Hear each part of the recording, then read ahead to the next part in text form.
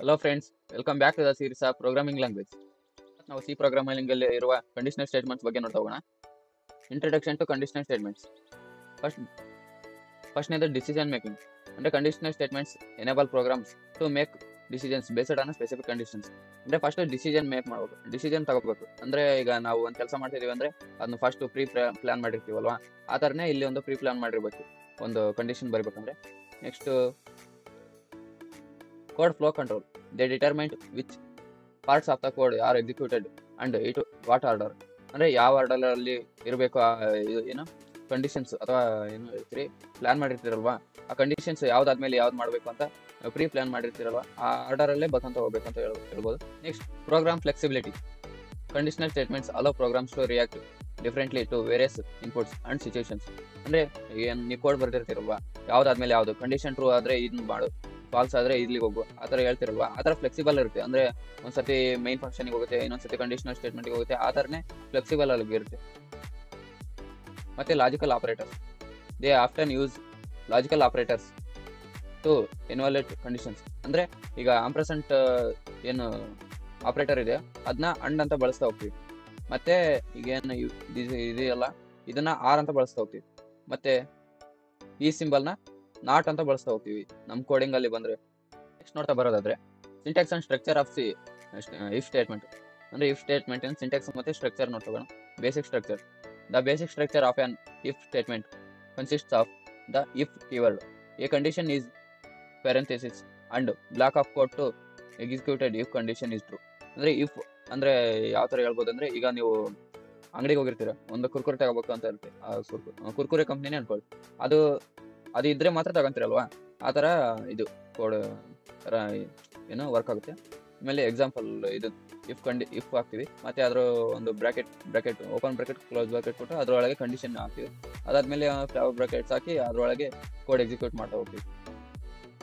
Code block ಅಂದರೆ ನಾವೇನು code ಬರ್ತೀವಲ್ಲ ಆ ಬ್ಲಾಕಲ್ಲಿ the code block within the if statement is executed only in the condition evals is true. ಅಂದರೆ ಈಗ ಈ ಕಂಡೀಷನ್ ಇರುತ್ತಲ್ವಾ, ಆ ಕಂಡೀಷನ್ ಟ್ರೂ ಆದರೆ ಮಾತ್ರ ಈ ಬ್ಲಾಕ್ ವರ್ಕ್ ಆಗುತ್ತೆ ಅಂತ ಹೇಳ್ತಾ ಬರ್ಬೋದು.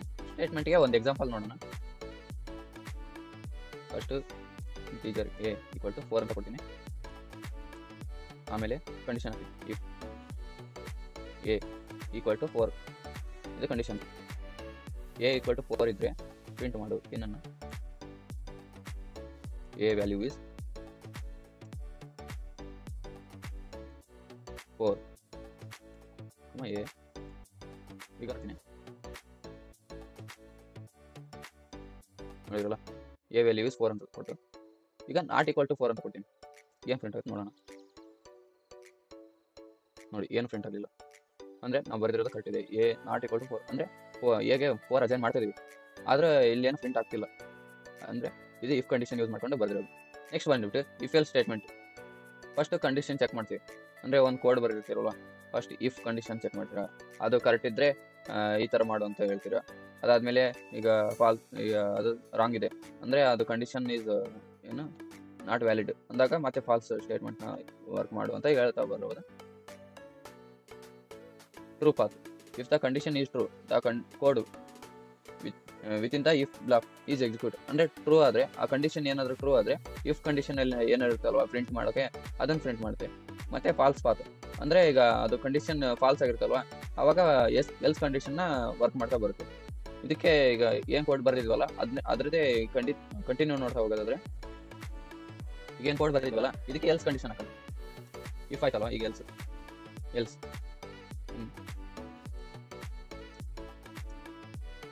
ಈಗ ಪ್ರಿಂಟ್ ಮಾಡು ಏನನ್ನ, a is not equal to 4 ಅಂತ ಪ್ರಿಂಟ್ ಮಾಡೋಣ. A is not equal to 4.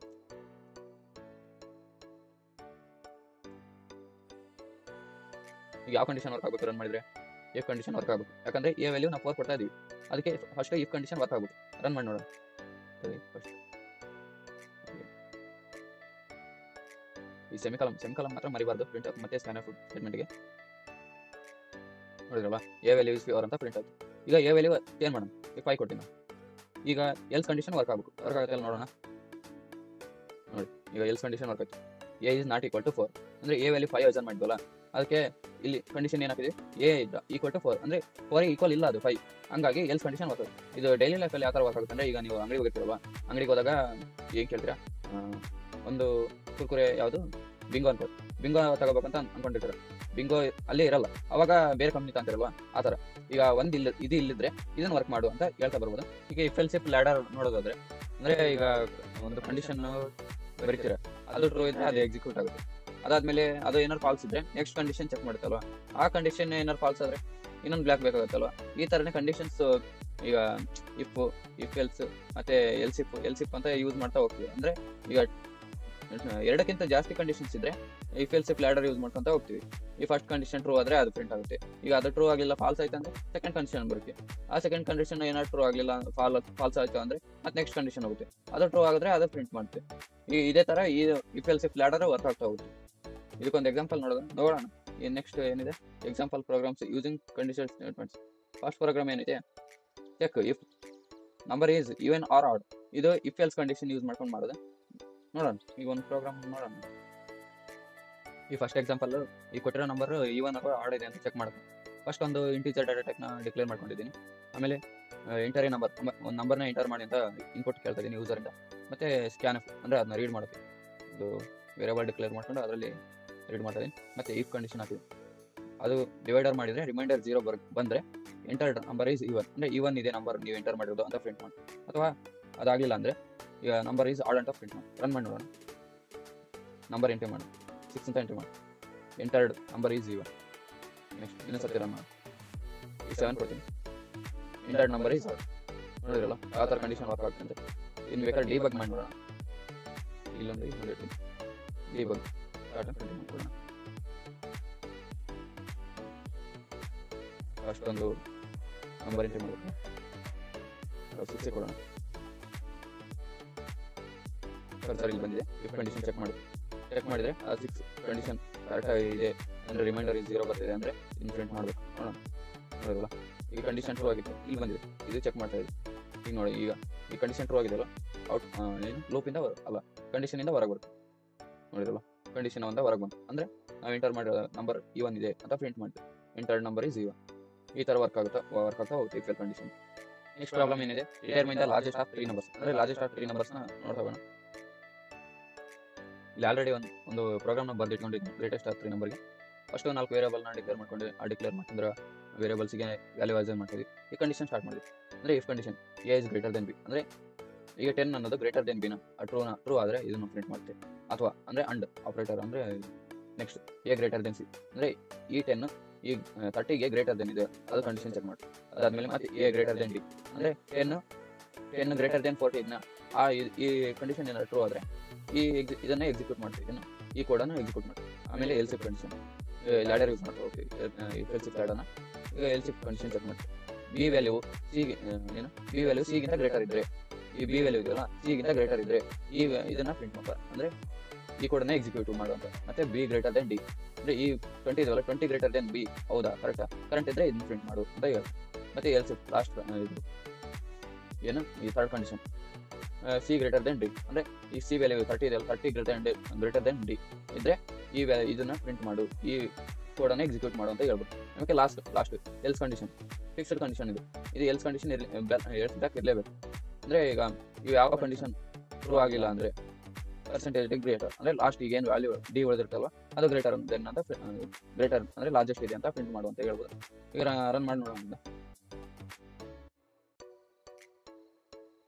Wait a minute. ಈ ವಿಡಿಯೋದಲ್ಲಿ ಎಕ್ಸಾಂಪಲ್ 2 ಎಕ್ಸಾಂಪಲ್ಸ್ ಹಾಕೊಂಡಿದ್ದೀನಿ, ಮತ್ತೆ ಈಗ ಮಾಡ್ತಾ ಹೋದರೆ ಲೆಂತಿ ಭಾಳ ಆಗುತ್ತೆ. ಈಗ ಏನು ಕಂಡೀಷನ್ ಸ್ಟೇಟ್ಮೆಂಟ್ಸಿಗೆ ಯಾವ ಥರ ಯೂಸ್ ಮಾಡ್ಬೋದು ಅಂತ ನೋಡ್ಬೋದು.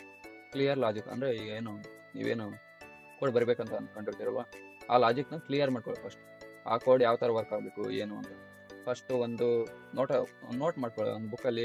ಫಸ್ಟು ಅದನ್ನ ಏನು ಸೂಡೋ ಕೋಡ್ ಬರ್ಕೊಳ್ಳಿ. ಅದಾದಮೇಲೆ ಅದಕ್ಕೆ ಯಾವ ಥರ ವರ್ಕ್ ಆಗಬೇಕು ಅಂತ ಸೂಡೋ ಕೋಡ್ ಬರ್ಕೊಂತಿರ್ತಿರಲ್ಲ, ಅದನ್ನ ಮಾಡಿ ಫಸ್ಟ್ ಸ್ಟೆಪ್ಪಲ್ಲಿ.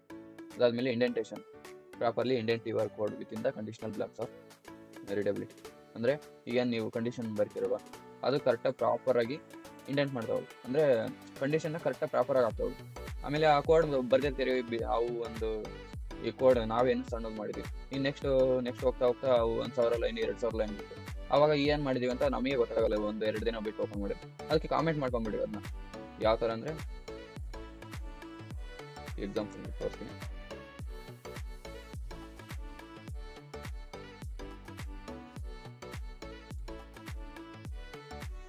ಏನು ಅಂದರೆ ಲಾರ್ಜೆಸ್ಟ್ ಆಫ್ ನಂಬರ್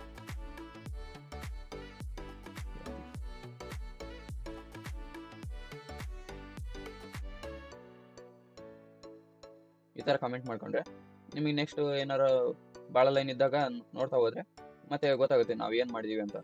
ಆ ಥರ ಕಮೆಂಟ್ ಮಾಡಿ ಅಂತ ಹೇಳ್ತಾ ಬರ್ಬೋದು. ಮತ್ತು ಟೆಸ್ಟ್ ಮಾಡ್ಬೇಕು.